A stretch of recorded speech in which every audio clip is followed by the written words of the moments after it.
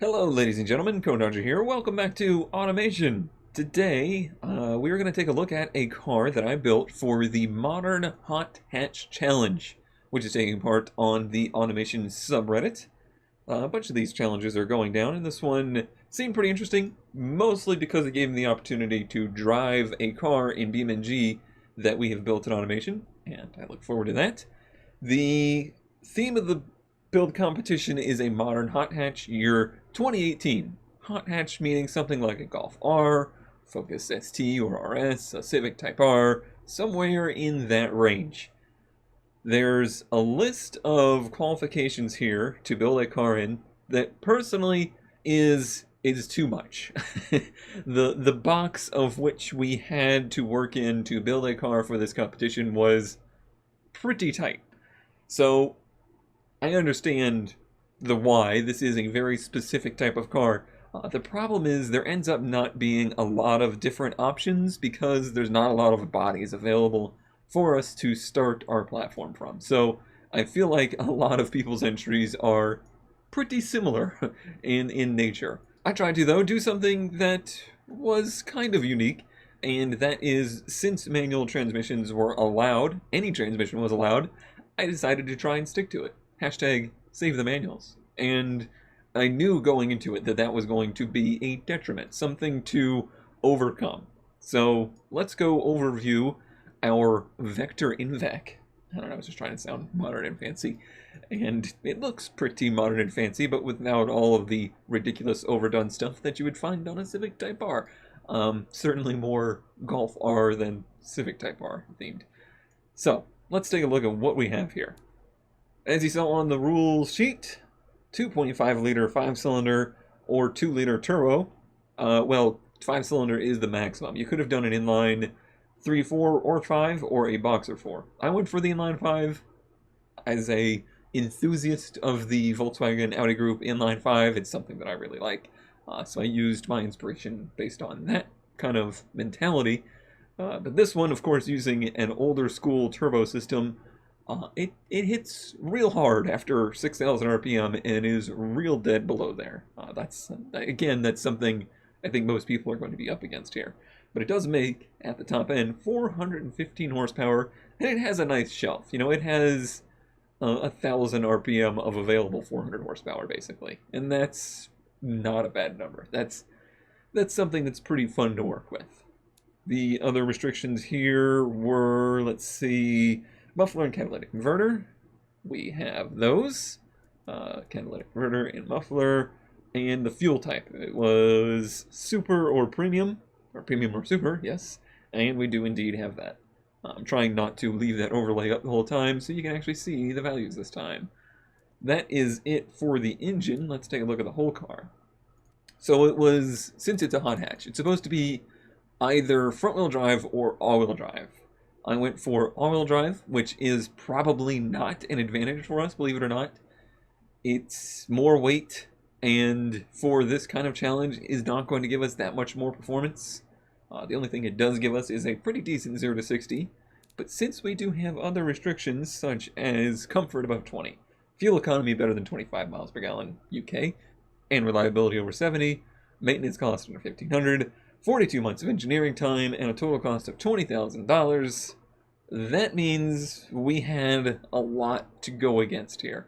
Luckily, the transmission, being a standard manual, gave us a lot of available engineering time. I'm actually nowhere near that, I believe, if I remember correctly. 33.9, indeed. Yeah, we have plenty of engineering time left. And budget-wise, also, much room in the budget there. The service costs, they're getting close. 14.4. 4D, I suppose. Service cost is close to 1,500. And the reliability, average reliability is 72.6. Again, close, but not bad. The other things in here, we got $20,000. Must be a hatch. Ours is our hatch. It's a 4-door hatch, but I'm considering it a hatch. So sport tires, and I do have those. No limited production parts. I definitely don't have anything like that. Fuel type, we got that. Yeah, other than that, we are set. And that doesn't seem like it's that much. Here's where it gets interesting. the scoring. The scoring is a combination of our full test track run in automation, combined with a score based on our in-game market competitive score, which is for our car a 148.2 in fun, and then in BeamNG, the short course time that we can do in the car. The way that this has been laid out is done in an F1 style point system, so only the top 10 entries get points in each of these three categories. An interesting idea, but I would like to see maybe some development on that in the future because, well, mostly this isn't something that happens all at once. So everybody, starts to enter either at the beginning or later on. Like I came in rather late. If I wanted to win this competition, I could throw a DSG in my car. Just take a look at what happens to the score there with no other modifications and no other, tuning. I could make this thing into basically a winning car in two of the categories very easily. But I only know that because I already see everybody's scores. So if something like this was done in the future, I would say it would be a lot more interesting if the scores were hidden and we didn't know what each other were doing until the end. Because coming into this at the end, I could micromanage my car down to the level of what somebody else has already built and just win. So that's why I stuck with my theme. I decided to build a hot hatch I would own and I would drive, and this is that. It's a manual transmission, all-wheel drive, inline-5, four-door hatch fun car. This is something that, if you remember from my TT review video, this is basically the car that I wanted but wasn't available in a manual. So I made it, and this is what we got. So our score, as you saw there in the market, was a 148.2. Currently, 148.2 gets us a single point in the score category. The test track gets us a 212. Let me rerun that, make sure I haven't changed anything. Any day now. There it goes. That boost actually came down a little, 212.57. That would give us 212.57, 1 point. 212.57 is 1 point on the automation test track. The only thing left to do is to take the thing to the automation short circuit in BeamNG and drive it there and see what kind of time we could get. And I have a feeling this car is going to do the best in that situation. So, fun concept, and I do like the idea. I didn't end up actually recording the build of this car because it was so micromanaging. I actually put probably about 2.5 hours into tweaking this car to get it at this point to actually score any points in the competition. Whereas I feel if we didn't know everybody's results, well, I probably wouldn't have done that. And who's to say how everyone else would have scored? I don't know. But I want to drive this thing in BeamNG, so let's do that. Alright, let's take a look at our Vector Invec in BeamNG. Pretty subtle looking. Is a four-door a hatchback? That's a question. I don't know. Isn't the Civic Type R a four-door? I'm pretty sure it is. I think they abandoned the two-door Civics somewhere down the line. Pretty sure about that. I'm gonna call it that it's still a hatchback. It's a hot hatch, and yeah, like I said, it's more subtly styled than modern hot hatch styling. I am sick and tired of the overdone Civic Type R style. It looks like somebody took an import tuner magazine from 2003 and just started bashing it into the car until it looked right. That's modern hot hatch styling for me these days. So I tried to go a little bit more subtle than that, but still aggressive, using the new modular headlight stuff. Pretty neat developments there, but more than anything, we want to learn how to say the word development, and we want to drive this thing and see what it's like. This will be a pretty good test for force feedback as well, as this car is dramatically different than the cars I drove in the last update. Also, I wanted to speak a little bit about competitions and in specific, automation to BeamNG build-off competitions. Because I spoke in the force feedback update a little bit about what I wanted to do with some future competitions, and I stated I really wanted to lean towards doing some driving competitions where you just build a car to a spec as if it was a spec racing series, and then you drive them in BeamNG, and that's how you compete. That is still something I want to do, but I really do enjoy the stuff we did with the Viper build-off as well. So it's not impossible that you might see something more like this in the future as well, where there's some thematic elements as well, where I will probably, you know, still do a scoring of the cars, and use the in-game, the automation in-game test track times as a qualification. Wow, this thing hooks the brakes off pretty quick. Hot hatch apparently doesn't necessarily mean track attack car, which is true. And when I look at other people's entries, most people are doing their times on a one-lap rolling start. That's probably why. In this budget, I mean, this is a pretty tight budget. Oops. Pretty tight budget competition.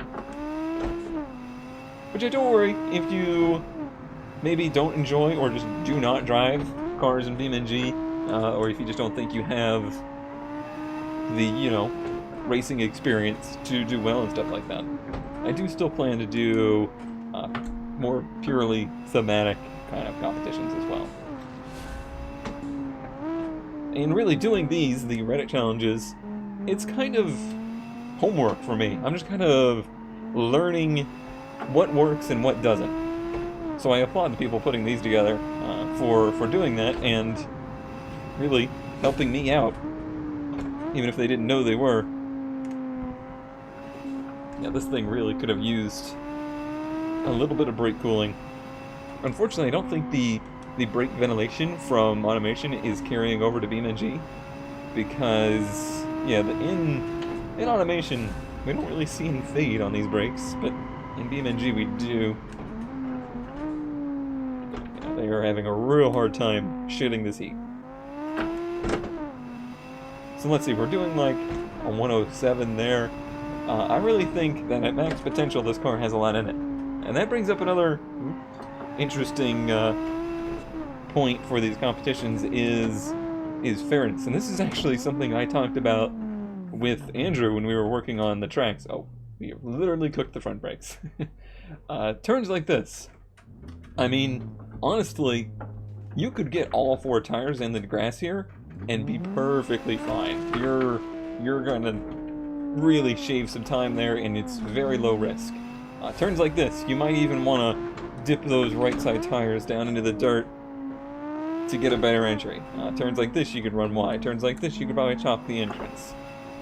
In turns where we knew it would be an issue, and you could just bulldoze a chicane like the one up here, we did eventually add those big tire barriers.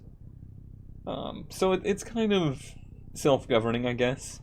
So as much as I don't like cutting grass and stuff like that, it's kind of fair game to anybody. So as I go out here and try and do some hot laps, I'm gonna use as much of the track as I want. So to do this, I'm gonna stay with you here on commentary for a bit and go for some hot lap attempts. But then I'll probably go out on my own and really try to nail one so we can do as well as we can in this. So the force feedback, it's good.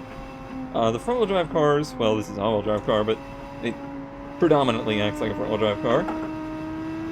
They still have a little bit of that weird mushiness in the force feedback.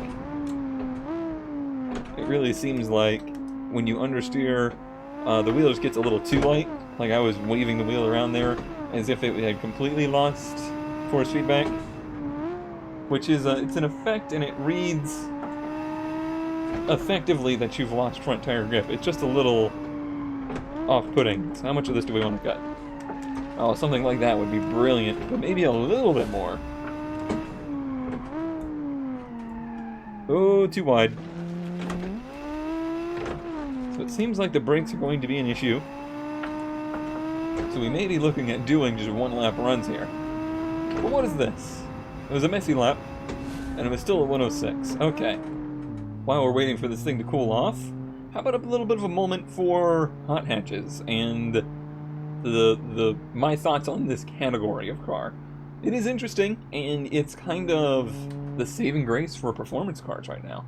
The world is so obsessed with crossovers and sport utility vehicles and big, oversized cars that the hot hatch is basically the last holdout of the performance car industry that is still high production. Well, let me clarify there. It's the holdout of the cars that the manufacturers take and then make the most out of on a cheap platform. It's not a Mustang or a Camaro that is designed to be a sports car. No, they're cars that were designed to be for everybody, and then they got hopped up. And that used to be something you'd see in sedans and basically all the different cars. They're not the same as a car that is as approachable as something like your Golf GTI or Civic Type R or Golf R. These are sports cars for everybody, and that's why I think it's a cool category, and I'm glad that it sticks around. Even if we don't get a lot of, interesting sports sedans these days. Ooh, that's a little wide. Having to really use the gearbox to slow it down. Getting that boost. I guess an interesting category might be of a build competition is save the sedan, because it seems like the sedan is a car that's going the way of the dodo bird. That's not a bad cut. Again, I think I can get a little bit more out of it. I feel like I'm understeering too much right there and losing time. Decent little run to the straightaway. This is a 105.7, which I think is good enough for like third place. There's more in it though. Yeah, I'm willing to give it another try. I think what I'll do is I'll baby it around for one lap and then go for it on a second lap and try that. See what we can do with that. I do enjoy the car industry discussion that spurs from stuff like this as well. So cars like the Chevy SS, the Pontiac G8, things like that, full-size sports cars, full-size sports sedans, not doing so well. And really, this category of car had an era where it didn't do well. In the early 2000s, we went from people being obsessed with, the small tuner import, sport compact cars to all of a sudden they were totally out of vogue. Nobody wanted to look at them. And now all of a sudden it's come back around and these are popular. So the sports sedan might not be dead, and it might come back in the future. Or maybe there'll be a sports crossover category? Oh wait a minute. I put a bad taste in my mouth just thinking about it. Just talking about it. Ugh. But you never know. Or maybe the sports car categories will fade away and turn into electric cars before there ever is another generation. You never know. Alright, let's give this a try. Brakes are at a good temperature. We're at a good speed. A little too deep into there. Hurt my exit. See, the fronts are really struggling there, and I do feel that in the wheel. Here. Lift just right here to get it rotated and get back to the gas. Heel toe right there. Oh, too much curb. I guess another talking point is the depth of the manual and how much time I'm giving up to have the manual transmission. No manual transmission car. Oh, too much there. For sale today will match the numbers of a DSG car. That's just the way it is. Even automatic cars, really. It used to be the other way around. An automatic could never keep up with a manual. That has changed. It's another 5, I think. 704, that's pretty consistent actually, isn't it? 105, 704. Okay. Well, I'm gonna go off and do some hot laps on my own, and if I have a good one, I'll share it with you.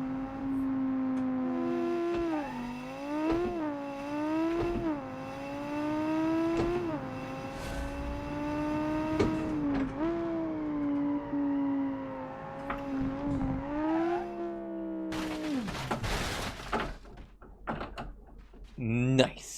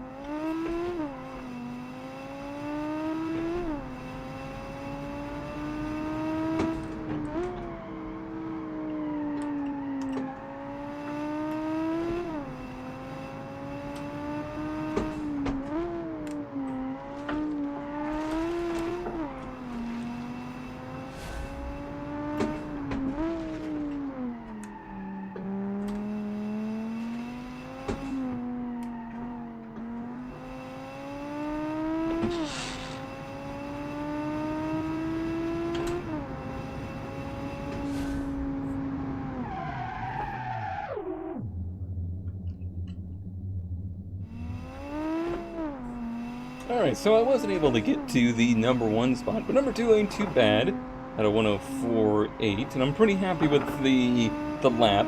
I definitely think a 103 is possible if I 4-wheel cut the chicane, but my personal goal was to try and do it with just 2 wheels off at the most, and pretty happy with that result. It is pretty fun. I lapped for, I don't know, 30, 45 minutes. Really had a good time. I mean, it's a good testament to just how enjoyable the driving experience has become in BeamNG. Enjoying it a lot, looking forward to more challenges. Let me know what you think. Do you like these kind of quickie builds, or, you know, just general automation Reddit challenge kind of videos that are a little bit looser in format? What do you think? You like them? You don't like them?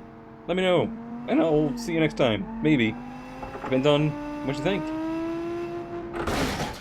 Those tires don't think much at all because they're tires, really. I don't know where I was going with that. Bye, everybody.